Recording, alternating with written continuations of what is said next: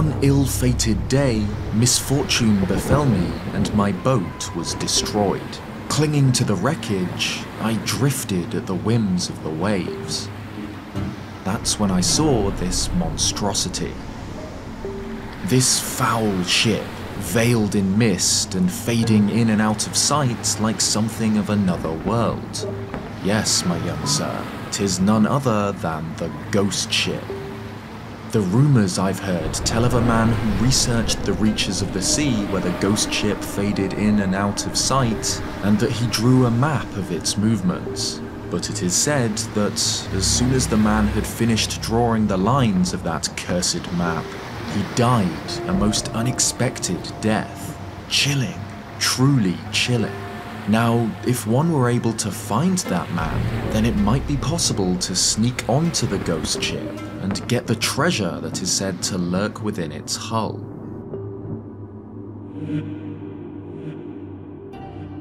Link encounters many things while sailing across the Wind Waker's Great Sea, but none of them is as strange or as sinister as the mysterious ghost ship. A foggy mirage of a large vessel, sailing an impossible voyage on tattered sails, the ghost ship can be encountered off the coast of various islands across the sea. Its appearance always heralds a storm. Flashes of lightning ink its dark shape against the light. Link can sail towards it, but can't touch it. If he gets too close, the ship will dissolve like smoke. For much of Link's adventure, these sightings seem random, a bad omen perhaps, haunting Link's adventure across the Great Sea. That is, until he finds the ghost ship chart, hidden in a chest among the broken hulls of old ships beneath Diamond Step Isle.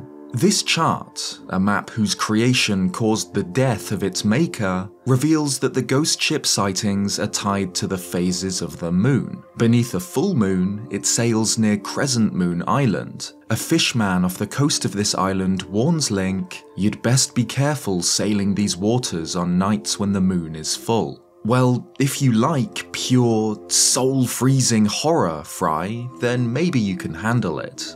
With the ghost ship chart in his inventory, Link can not only locate the phantom vessel, but board it. Possession of the map stops the ship from vanishing, allowing Link to sail inside. The screen fades out, and Link finds himself in its hull. As you'd expect for a ghost ship, it's full of enemies, and if Link defeats them, he'll gain access to a chest at the back, containing either a Triforce chart or a shard of the Triforce of Courage itself, depending on the version. But there's another detail here which is easily missed, and can only be seen in the original version of the game. Behind the chest is a painting of a face, a visage whose expression changes as Link moves, from a blank, soulless stare to a sinister, toothed smile. Stranger still, once Link loots this chest, he's immediately teleported out of the ship after hearing this sound. Which is actually a sped up version of this unused sound found in the game's files.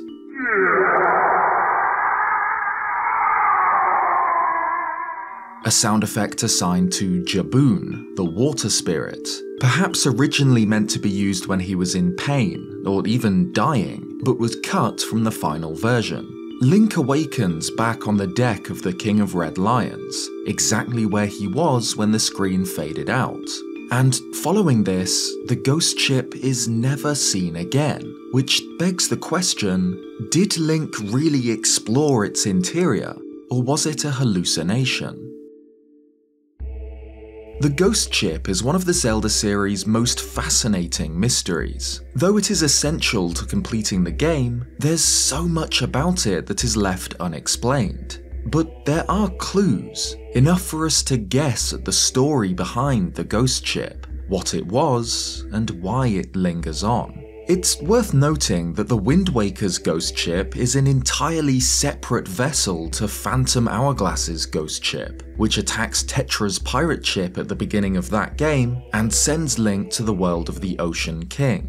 Phantom Hourglass's ghost ship not only has a different design, but is explicitly stated to be a creation of that game's antagonist, Bellum. In contrast, we're never told exactly what the Wind Waker's ghost ship is. Outside of the Fishmen, and Tingle through the Tingle Tuner, only 2 characters mention this ghost ship. First is Lenzo, the owner of the pictograph shop on Windfall Island, who sighted the ship after his own was wrecked, and who explains to Link the origins of the ghost ship chart. The second is David Jr. Though he wears a similar outfit and helps spin Tingle Tower, David Jr. isn't related to Tingle. Instead, he was a treasure hunter. His figurine description describes how a 17-year-old David Jr. set out to sea with dreams of finding the treasure of the ghost ship that his now deceased father once saw. He gets seasick quite easily, and was in such a state when he awoke in a daze on Tingle Island. Considering how Tingle himself has a fascination with maps and can decipher Link's Triforce charts for him, it would be quite ironic if David Jr.'s dad, despite having no relation to Tingle, was the cartographer responsible for the ghost ship chart. Both David Jr.'s father and this mystery mapmaker are said to have seen the ghost ship, and both are now dead. Regardless, these tales describe how the ship has haunted the Great Sea for some time, at least 10 years, and how it, and the treasure it holds, has become a popular myth, a ghost story for sailors to tell at night. We never learn much about the ship from these tales, except for how it terrifies those that see it, and it seems to be cursed, almost as if it doesn't want to be found. But we can learn more about it by examining the ship itself. The mysterious laugh and moving painting aren't the only oddities inside the ghost ship. On one side of the ship, a broken section of the hull allows a shaft of sunlight to pierce through the gloom, and basking in its warmth, a single cluster of flowers. In the original version, by looking up, past the splintered wood and out into the purple mist that chokes the ship's interior, we can see shapes flowing through the darkness. Human figures, their mouths open, perhaps the lost spirits of this ship's original crew, now imprisoned inside, trapped between life and death. In the HD version, the hull is more intact, and we can't see outside into this sea of souls, but instead the ground is carpeted in a purple fog, in which the faces of these same spirits dance. Examining the ship's exterior reveals that it is almost identical to Tetra's pirate ship, only with a different colour palette, torn sails, and a different figurehead. While the pirate ship features this serpent or dragon at the front, the ghost ship instead features this. A human figure, hands drawn together in front of its chest, almost like in prayer. It's a strange design. The figurehead features bright yellows, oranges, and blues, and seems to be wearing a sort of headdress. Its design is very evocative of Egyptian figurines, which could be the final clue pointing towards the history of this ship.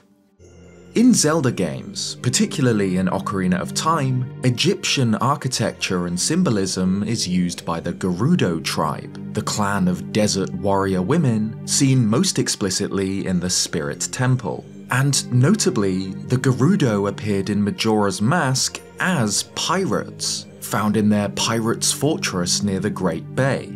So the fact that the ghost ship so closely resembles Tetra's pirate ship, coupled with its oddly Egyptian figurehead, could point towards its original crew being Gerudo pirates. And this would make perfect sense with the world of the Wind Waker.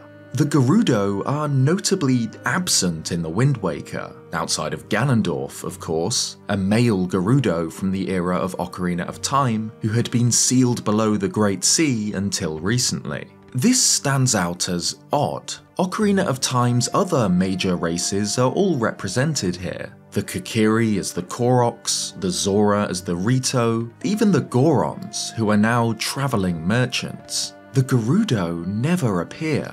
But perhaps they did once sail the Great Sea as pirates, just like they did in Majora's Mask. We actually learn about another group of pirates near the beginning of the game, where Tetra explains that, before Ganondorf took over, the Forsaken Fortress was home to a rival pirate gang they used to compete with. A group who, while dangerous, were relatively small-time compared to the King of Evil himself. And this is clear from the design of the fortress itself. Scores of anchors are draped over its tree-like stone branches like trophies from conquered foes. Might the original inhabitants of the Forsaken Fortress have been Gerudo pirates? It's possible. The fortress is located in the northwest of the Great Sea, lining up well with the location of the Gerudo's fortress in Ocarina of Time, an idea which is supported by the Zelda Encyclopedia. If this is the case, and the rival gang of pirates Tetra's crew used to compete against were Gerudo, then it means that, by taking over the Forsaken Fortress, Ganondorf forcibly removed, or even killed, his own people. This would make his speech at the end of the game even more hypocritical, where he claims that his goals were noble, a crusade for the good of his people, rather than a selfish lust for power. Ganondorf's actions are already at odds with his words here, but would be even more so if he slaughtered a crew of Gerudo pirates to take their stronghold from them, people who would have been the distant descendants of his own kin. Regardless of the truth of this, all we know for certain is that, by the time of Link's adventure, the Gerudo are gone, except, perhaps, for a single, spectral ship. Why this ghost ship lingers on is difficult to answer, but it seems most likely that it was because of its treasure. The ghost ship's treasure is at the heart of its legend, and once Link obtains it, the ship vanishes forever. Perhaps its crew of pirates stole something they should not have stolen, a chart leading to, or a shard of, the Triforce of Courage itself, a black deed that doomed their vessel to its endless, undying voyage. By reclaiming the ghost ship's treasure, Link breaks its curse, granting the ship, and the spirits within it, peace at last. But in doing so, he also erases the final trace of the Gerudo from the Great Sea, a bittersweet end to a once proud people, now lost to time, save for the monster that their king has become.